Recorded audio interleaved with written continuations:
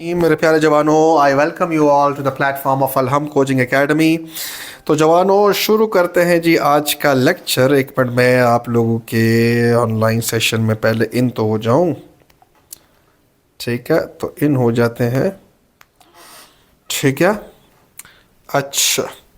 तो जवानों, शुरू करते हैं आज का lecture and the lecture is about understanding Bernoulli's equation. आज हम बर्नौलीज इक्वेशन का प्रूफ नहीं करेंगे, अंडरस्टैंड करेंगे। जब हम अंडरस्टैंड कर जाएंगे तो proof is just a formality. तो हम अंडरस्टैंड करेंगे बर्नौलीज इक्वेशन को। तो कैसे करेंगे जी? तो बर्नौलीज इक्वेशन के मैं यहां पर आप लोगों को डिफाइन करवा देता हूं पहले। तो डिफाइन करते हैं, डेफिनेशन करते हैं। सो डेफिनेशन क्या होगी जी? डेफिनेशन करते हैं जी इसकी।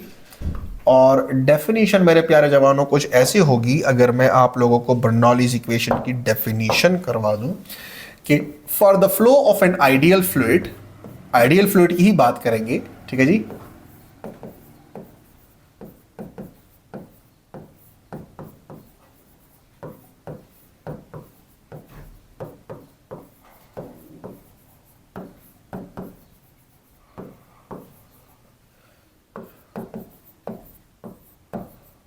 The sum of the pressure,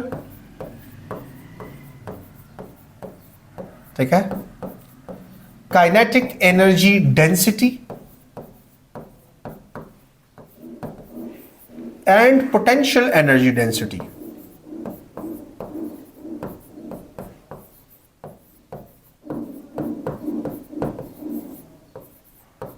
will always remain constant.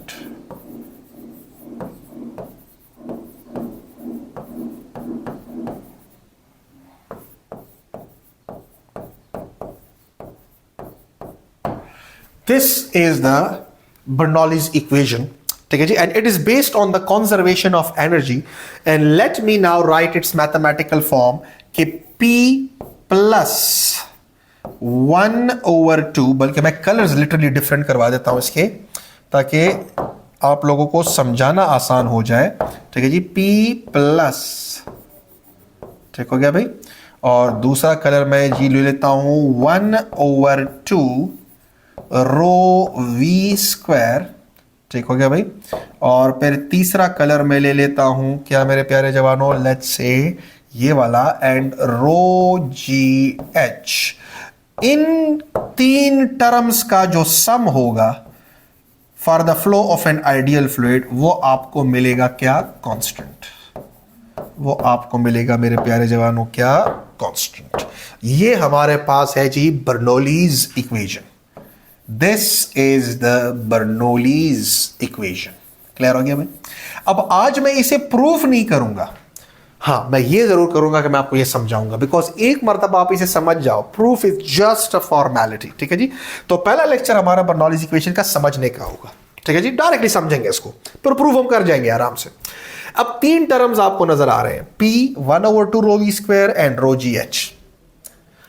एक चीज तो बिल्कुल क्लियर कर ले, from the principle of homogeneity of dimensions, हम तीन ऐसे टर्म्स को, या चार या दो, जितने भी हैं, हम सिर्फ ऐसे टर्म्स को आपस में ऐड और सब्ट्रैक्ट कर सकते हैं कि जिनकी डायमेंशंस क्या हो? सेम हो, यानी कि जिनका नेचर क्या हो? सेम हो। तो अगर ये प्रेशर है, जो कि है, और इनके साथ में 1/2 रो वी स्क्वायर ऐड कर रहा हूं और प्रेशर के साथ में रो जी एच भी ऐड कर रहा हूं, तो इसका मतलब ये हुआ कि 1/2 रो वी स्क्वायर और रो जी एच वाले टर्म का जो डायमेंशंस आएंगे या जो नेचर आएगा वो भी प्रेशर का ही आएगा। तो दिमाग में रखिएगा कि बज़ाहिर तो आपको ये वाला टर्म और ये वाला टर्म बड़ा उल्टा पुल्टा सा नजर आ रहा है, लेकिन ये भी प्रेशर ही है, ये भी प्रेशर ही है। अब हमने इन प्रेशर्स को समझना है कि ये कौन सा प्रेशर है जब मैं P लिखता हूं, जब मैं 1/2 रो वी स्क्वायर लिखता हूं ये कौन सा प्रेशर है, जब मैं रो जी एच लिखता हूं जवानों तो ये कौन सा प्रेशर है।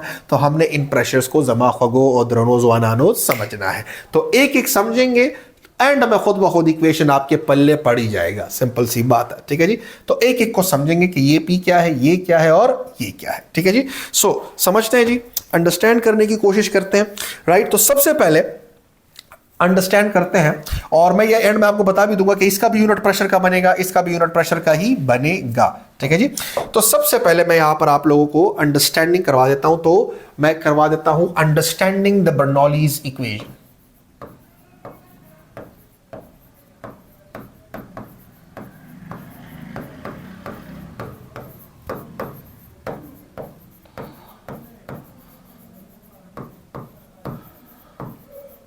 ठीक है जी। अब याद रखिएगा, कोई भी जो फ्लूइड है वो 3 तरह के प्रेशर्स एग्जर्ट कर सकता है। Any fluid can exert 3 types of pressure, 1 2 3। तो अब मैं आप लोगों को समझा देता हूं कि इमेजिन कीजिएगा कि भाई हमारे पास यहां पर है जी एक पाइप, यहां पर हमारे पास है जी एक पाइप। क्लियर हो गया भाई, राइट। अब इस पाइप के अंदर आप इमेजिन कर लें कि फ्लूइड फ्लो कर रहा है। इस पाइप के अंदर मेरे प्यारे जवानों आप इमेजिन कर लें कि फ्लूइड क्या कर रहा है, फ्लो कर रहा है। यानी कि let me use blue colour, let से ये वो क्रॉस सेक्शनल एरिया है किसी भी फ्लूइड का जो कि फ्लो कर रहा है like this, and the fluid is actually flowing in this particular, the fluid is flowing in this particular direction. This is the velocity of the fluid. Clear हो गया भाई, इस तरह से फ्लो कर रहा है। अब याद रखिएगा, फ्लूइड एक प्रेशर लगाता है उस डायरेक्शन में जिस डायरेक्शन में वो फ्लो कर रहा है। उस प्रेशर को हम कहेंगे डायनामिक प्रेशर। क्या कहेंगे? Dynamic pressure. क्लियर हो गया, जो कि आपको आपके बुक में ये लफ्ज नजर नहीं आएगा, लेकिन यस ये इस तरह से स्टैंडर्ड बुक्स में इस्तेमाल किया जाता है। और वो प्रेशर बराबर है 1/2 रो वी स्क्वायर के, where rho is the density of the fluid, जो फ्लूइड बह रहा है। तो हम उसको इस तरह भी लिख सकते हैं कि डायनामिक प्रेशर जो होगा that is actually equal to 1/2, right, m v square divided by the volume of the fluid, divided by the volume of the fluid, divided by Zwana know the volume of the fluid, because mass divided by volume is actually rho is density. So फिर हम लिख लेते हैं 1/2 m divided by volume is actually rho into v square. याद रखिएगा, जब मैं v को ऐसे लिखूं तो ये एक्चुअली स्पीड है, क्या है? स्पीड है। और जब मैं v को ऐसे लिखूं तो ये एक्चुअली वॉल्यूम है। समझ में आई बात? तो ये वाला v स्पीड है और ये नीचे वाला v जो है वॉल्यूम है। स्पीड है और वॉल्यूम है, ठीक है। तो this pressure is called dynamic pressure. Dynamic pressure वो प्रेशर होता है जो कि फ्लूइड लगाता है along the direction of motion. जिस डायरेक्शन में फ्लूइड मूव करता है उस मोशन की ही डायरेक्शन में जो वो प्रेशर लगाता है, that force per unit area that is applied along the direction of the flow is actually a dynamic pressure. Clear हो गया भाई? सो that is actually a dynamic pressure. तो जो ये प्रेशर आप लोगों को नजर आ रहा है, दिस वाला pressure, it's a dynamic pressure, it's a dynamic pressure. Clear हो गया? The pressure exerted by the fluid in the direction of motion, yeah, due to its motion, the pressure exerted, the pressure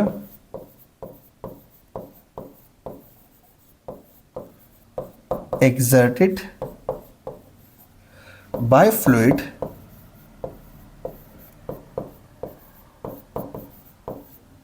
in the direction of motion due to its speed.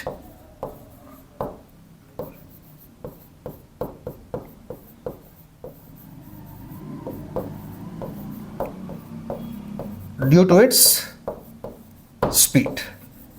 बिल्कुल जी, clear हो गया। अच्छा जी, right. और मैं इसके dimensions भी निकाल दूंगा, एंड में प्रेशर के भी निकलेंगे, सही जी। फिर हमारे पास एक दूसरा प्रेशर जो कि मैं सिर्फ पी लिख रहा हूं, सिर्फ पी लिख रहा हूं। ये प्रेशर जो है मेरे प्यारे जवानों, इसे हम कहते हैं स्टैटिक प्रेशर। क्या कहते हैं? Static pressure. It's a static pressure, it's a static pressure. Static pressure is the pressure exerted by the fluid in the direction in which it is not moving. अजीब किस्म का मामला है। The pressure exerted the pressure, इसको मैं जरा इधर कर देता हूं,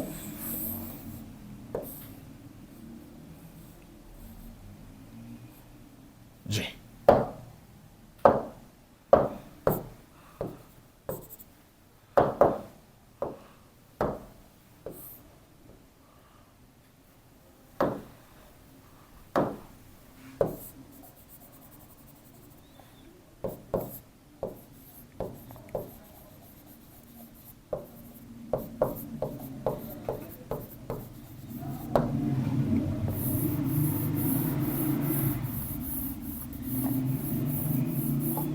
ठीक है जी। So static pressure is actually the pressure exerted by fluid, ठीक है जी, by fluid in the direction in which it is not moving.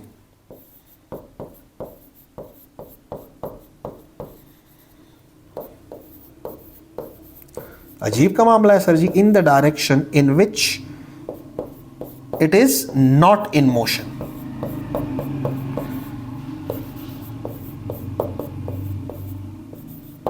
This is called a static pressure, right? अब static pressure कौन सा प्रेशर है? जब ये fluid move करता है मेरे प्यारे जवानों, जब ये फ्लूइड मूव करता है मेरे प्यारे जवानों, ठीक है जी, जब ये फ्लूइड मूव करता है, तो फ्लूइड जब मूव करता है तो मोशन की डायरेक्शन में तो वो प्रेशर लगाता ही लगाता है, लेकिन एक प्रेशर वो उस पाइप के वॉल्स के ऊपर भी लगाता है, लाइक दिस, कि यहां पर ऐसे लगा दिया, राइट, यहां पर प्रेशर, यहां पर प्रेशर,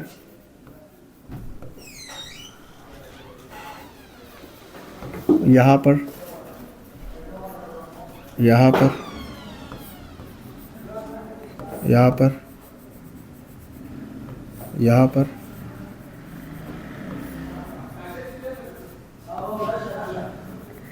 राइट।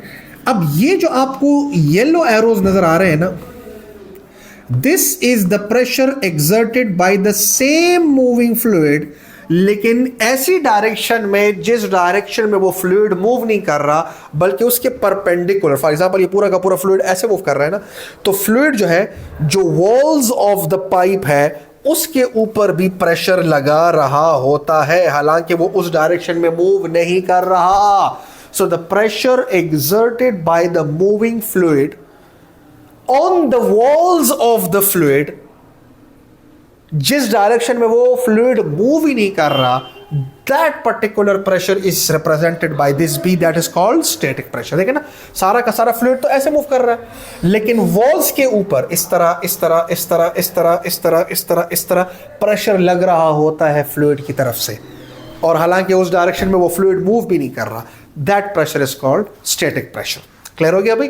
देखिए ना, अगर आप लोग याद कर लो या आप लोग थोड़ा सा रिकॉल कर लो, अगर मैं यहां पर एक छोटी सी ओपनिंग छोड़ दूं, तो आप लोग जरा मुझे बताओ कि ये छोटा सा अगर सुराख हुआ तो बताइए, फ्लूइड तो ऐसे जा रहा है, फ्लूइड तो ऐसे जा रहा है, तो जैसे ही ये छोटा सा ओपनिंग होता है तो इधर से आप देखोगे कि फ्लूइड इस तरह से निकलना शुरू हो जाता है, इस तरह से निकलना शुरू हो जाता है। क्यों?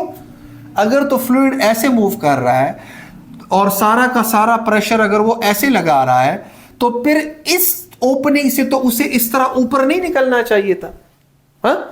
तो वो इसीलिए निकल रहा है कि भाई एक मूविंग फ्लूइड जो होता है वो वॉल्स ऑफ द पाइप के ऊपर भी एक फोर्स लगाता है, यानी कि उस डायरेक्शन में, जिस डायरेक्शन में फ्लूइड मूव नहीं भी कर रहा, उस डायरेक्शन में जो वो प्रेशर लगाता है, फोर्स पर यूनिट एरिया लगाता है, right, that pressure is a static pressure. ठीक हो गया भाई? बिकॉज इसीलिए तो इधर से निकलता है पानी इस तरह से फुहारे की तरह, ठीक है जी, that is because of the static pressure. ठीक है जी, so that is static pressure.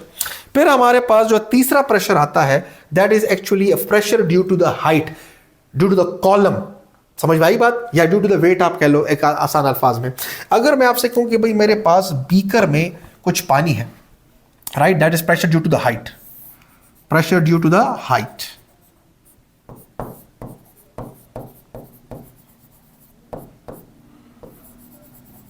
Due to fluid column,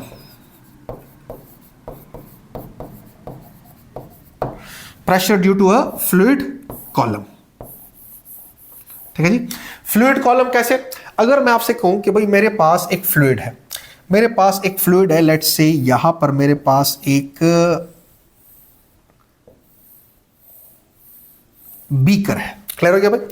beaker में है ये पानी जो मैं शो कर रहा हूं, दिस इज अ पानी, लेट्स से ये इस तरह से पानी पड़ा हुआ है बीकर के अंदर।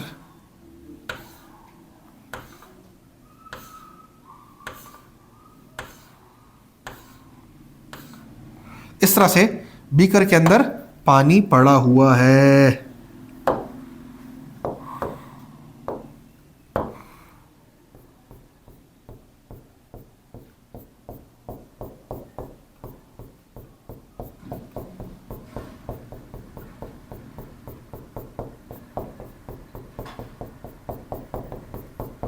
सही जी। अच्छा, अब अगर मैं आपसे कहूं कि पानी के कॉलम का जो हाइट है, पानी के कॉलम का जो हाइट है वो h है, ये कॉलम का जो हाइट है, ये उसका सरफेस है ना, राइट। ये कॉलम का जो हाइट है वो फ्रॉम द ग्राउंड h है। क्या है भाई? h है। This is a ground. ठीक है जी। अब अगर मैं आपसे कहूं कि भाई ये फ्लूइड का जो पूरा का पूरा वेट है, क्या वो यहां पर बॉटम के ऊपर प्रेशर लगा रहा है? ये बॉटम का ये area, this is area, right. तो इस एरिया के ऊपर इस फ्लूइड का वेट लग रहा है। इस फ्लूइड का क्या लग रहा है? वेट, जो कि फोर्स लगा रहा है, राइट। तो इस फ्लूइड की कॉलम जो है, ये फ्लूइड का जो कॉलम है इतना लंबा, राइट, इसका जो वेट की वजह से इस बिल्कुल बॉटम के ऊपर प्रेशर लग रहा है यहां पर, that pressure is called a pressure due to a column of the fluid या फ्लूइड कॉलम। बिकॉज हमें पता है कि भाई बेसिक जो है आपके पास क्या है, pressure is actually equal to force per unit area. अब यहां पर जो इस एरिया के ऊपर, ये जो एरिया आपको नजर आ रहा है, ये जो एरिया आपको नजर आ रहा है, क्लियर हो गया भाई?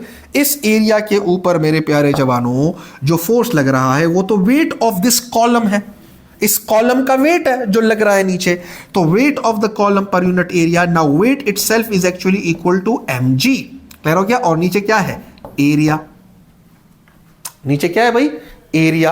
अब आप ऐसे कर लो कि अब आप इसी रीजन में यहां पर इसके साथ हाइट को मल्टीप्लाई भी कर दो और डिवाइड भी कर दो। क्लियर है जी? तो आपने mg बाई एरिया के साथ हाइट मल्टीप्लाई भी किया और डिवाइड भी किया, सिंपल, राइट। और यहां पर आपके पास जब प्रेशर आया तो सिंपल ये आया mgh, राइट, और नीचे area into height. This area, ठीक है, into this height of the column is actually the whole volume of this fluid, right. ठीक है, तो नीचे आ जाएगा area into height divided by the volume of the fluid, and mass divided by volume is density. तो हम लिख देते हैं कि it is row, mass per unit volume is रो, यानी कि डेंसिटी, इस सिंबल को हम रो कहते हैं, and GH। This is the pressure, that is P is equal to rho GH। This is the pressure, simple सी बात है, जो कि किसी भी फ्लूइड के कॉलम की वजह से लगता है।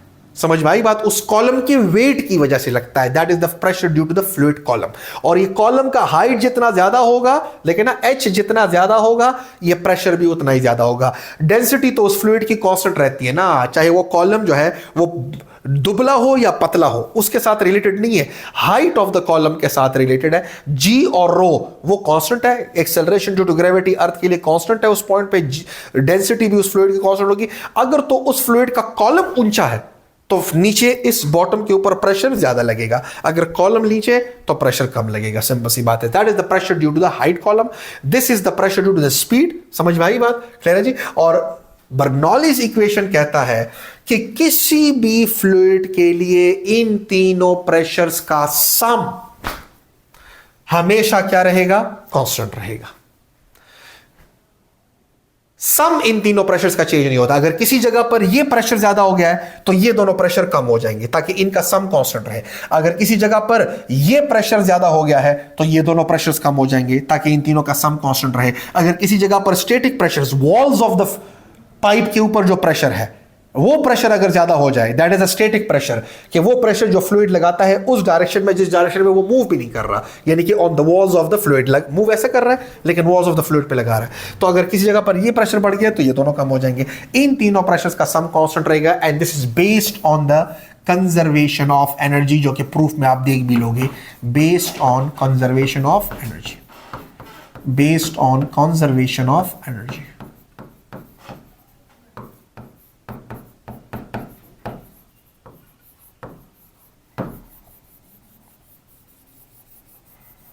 क्लियर हो गया भाई?